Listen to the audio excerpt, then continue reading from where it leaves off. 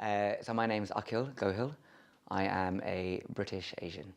Born in this country, in Harrow. Both of my parents were born and raised in East Africa, and then both migrated to Britain in the sort of 1970s.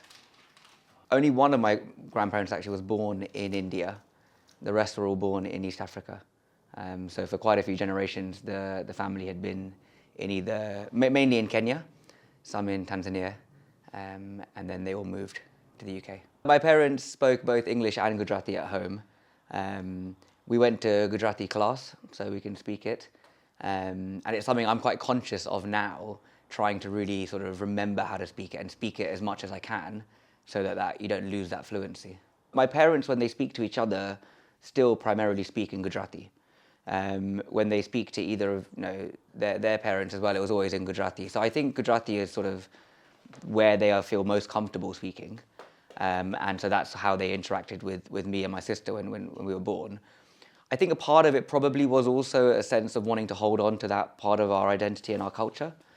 I think the ability to communicate with people is really important.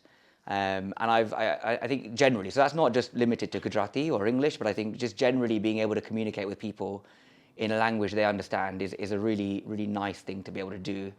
And it allows you to build connections with people really well. Granted, most people, I think, now living in the UK can speak English quite fluently, but I think if you can speak to them in their own language, you can build a slightly deeper connection. So I think part of it is that.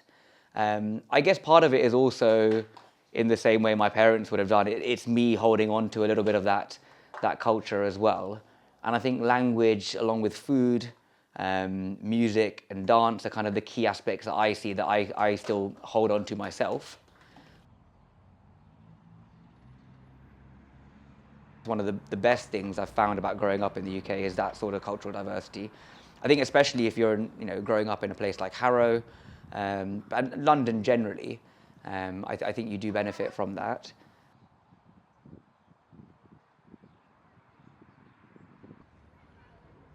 If someone in India was to look at me and think you're not quite Indian, or the same in Britain, you're not quite British, I think that's fair and that's probably true, because I think I am that third sort of mixed category.